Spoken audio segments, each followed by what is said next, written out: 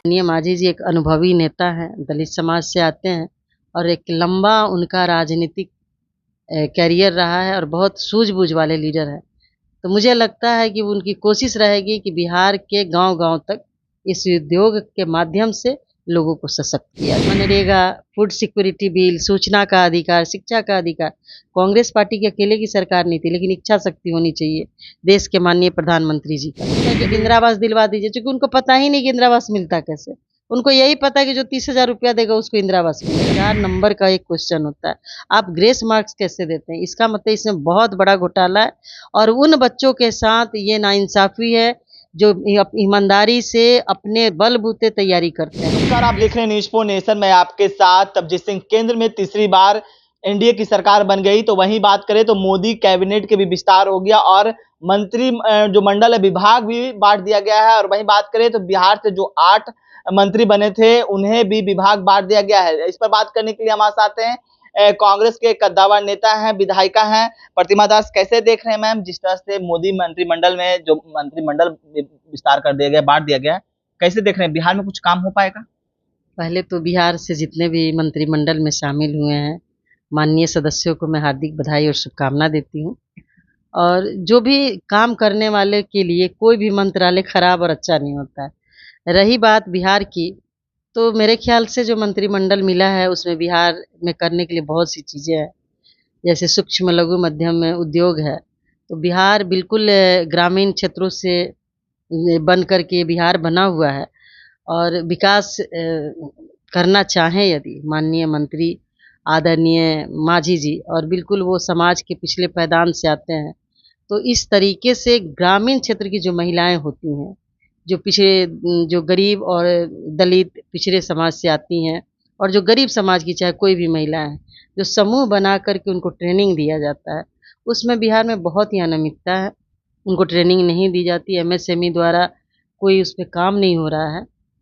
तो मुझे पूरा भरोसा है कि आदरणीय मांझी जी एक अनुभवी नेता हैं, दलित समाज से आते हैं और एक लंबा उनका राजनीतिक करियर रहा है और बहुत सूझबूझ वाले लीडर हैं। तो मुझे लगता है कि उनकी कोशिश रहेगी कि बिहार के गाँव-गाँव तक इस उद्योग के माध्यम से लोगों को सशक्त किया जाए। लेकिन जिस तरह से बात करें कि इस बार 4 कैबिनेट मंत्री हैं, बात करें तो पिछले बार के मुताबिक इस बार 4-4 कैबिनेट और 4 राज्य मंत्री बनाए गए। तो लग रहा है कि विभाग बँटवारा हुआ है, तो काम करेंगे बिहार के लिए कुछ? देखिए, पिछले बार तो बिहार ने एनडीए को 39 सीटें दी, लेकिन बिहार को जो मिलना चाहिए था वो मिला नहीं। माननीय प्रधानमंत्री जी 2015 में आरा में आकर के उन्होंने घोषणा किया था, स्पेशल पैकेज की बात की थी और बिहार के लोग हमेशा स्पेशल राज्य का दर्जा का मांग करते हैं।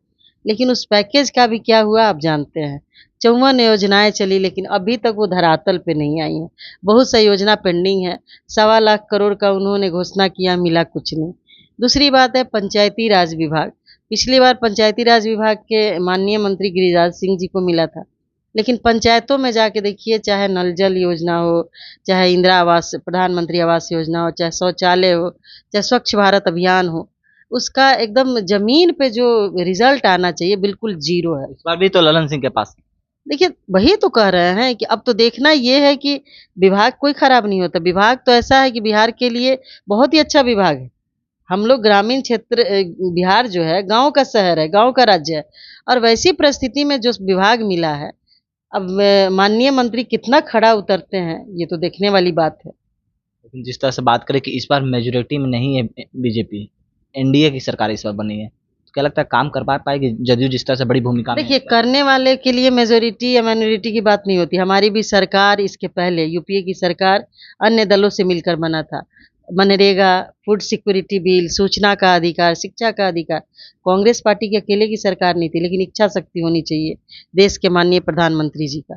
यदि उनकी इच्छा शक्ति देश के प्रति मजबूत है और देश के प्रति वो ईमानदार सोच रखते हैं, तो वो किसी से भी काम करवा सकते हैं। कैबिनेट उनका है, उसके नेता वो हैं, उनकी इच्छा क्या है। मैंने तो पिछले बार भी कहा था कि इंदिरा आवास प्रधानमंत्री आवास योजना जो आपने लागू किया है, उसका फ़ायदा गरीबों तक नहीं पहुँच पा रहा है, चाहे वो किसी समाज के हो। पहले कैबिनेट में तो स्वीकृति दे दी है कि करोड़ों 3 करोड़ का दिया है, तो हम तो कहेंगे आपके चैनल के माध्यम से, यदि उनकी नीयत और नीति सही है तो जिसको भी वो प्रधानमंत्री आवास दे रहे हैं उसके घर के सामने बड़ा सा बोर्ड लगाए, उस योजना का नाम लिखे, व्यक्ति का नाम लिखे और तब उस योजना को लागू करें। चूंकि इंदिरा आवास का जो पैसा होता है बिचौलिया से लेकर के कहाँ कहाँ तक बंटता है ये आप जानते हैं, और सर जमीन पे उतरता ही नहीं। जब भी जाइए गाँव में, हम लोग एमएलए हैं तो लोग पूछता है कि इंदिरा आवास दिलवा दीजिए, क्योंकि उनको पता ही नहीं कि इंदिरा आवास मिलता कैसे।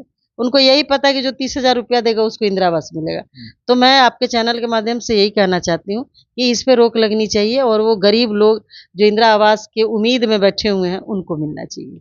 नेता प्रतिपक्ष तेजस्वी यादव कह रहे हैं कि बिहार को झुंझुना थमा दिया गया है, जो मंत्रालय दिया गया है वो सही नहीं है बिहार के लिए। देखिए, हर आदमी की अपनी अपनी सोच होती है, लेकिन मैं तो बिहार मंत्री से बिहार के नहीं होते हैं। अन्य मंत्री जो भी हैं जिस राज्य के हैं, चाहे वो रेल मंत्री हों, वित्त मंत्री हों, कृषि मंत्री हों, उनको पूरे देश के साथ न्याय करना है। देश पूरा राज्य बन के एक देश बनता है, और बिहार के जो मंत्री हैं सिर्फ बिहार के लिए ही काम नहीं करेंगे, पूरे इंडिया के पंचायती राज विभाग के वो मंत्री हैं। इसलिए इस बात वो हमारे सीनियर लीडर उन्होंने कुछ सोचा होगा, लेकिन मंत्री जो हैं देश के मंत्री हैं उनको सबके लिए काम करना है। क्या कहिएगा, जिस तरह से इस बार विपक्ष भी मजबूत में है, तो विपक्ष काम करवा पाएगी मंत्री से? बिल्कुल, पहले तो आप देख लीजिए कि हमारे नेता आदरणीय राहुल गांधी जी ने कहा है कि नीट पेपर जो लीक हुआ है, लाखों बच्चों के भविष्य का सवाल है। आप जबकि 17-18 नंबर होता ही नहीं, 4 नंबर का एक क्वेश्चन होता है। आप ग्रेस मार्क्स कैसे देते हैं? इसका मतलब इसमें बहुत बड़ा घोटाला है, और उन बच्चों के साथ ये नाइंसाफ़ी है जो ईमानदारी से अपने बलबूते तैयारी करते हैं। ये सिर्फ़ और सिर्फ़ कोचिंग सेंटरों को बढ़ावा देने के लिए उनके मिलीभगत से पेपर लीक हुआ है, और वो बच्चे जो गरीब-गुरबे हैं, जो अब मेरिटोरियस हैं, चाहे वो किसी परिवार से आते हैं, उनके सपनों को चकनाचूर करने की कोशिश की गई है। हमारे नेता आदरणीय राहुल जी पुरज़ोर तरीके से सदन में उठाएँगे, और उन्होंने कहा भी है कि जो भी सरकार द्वारा जनहित के मुद्दों पर गड़बड़ियाँ होंगी, उनको हम लोग बहुत मजबूती के साथ सदन के अंदर उठाएँगे। यानी कि सरकार से काम करवाएगी विपक्ष इस बार? बिल्कुल, हम लोग तो पिछले बार भी आवाज़ उठाए। आप भूमि अधिग्रहण बिल देख लीजिए। सरकार तो चाहती थी कि किसी ज़मीन औने-पौने दाम मिले, लेकिन हमारे नेता आदरणीय राहुल जी ने जिस तरीके से आंदोलन किया, जिस तरीके से विरोध किया, आज किसानों को भूमि का 4 गुना दाम मिलता है।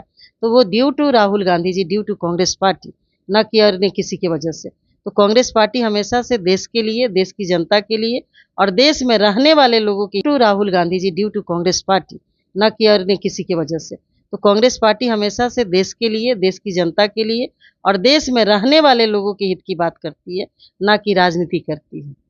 साफ तौर पर आप सुन रहे थे कांग्रेस को जो विधायिका हैं प्रतिमा दास, उनका क्या कुछ कहना है। तमाम खबर न्यूज़ के साथ।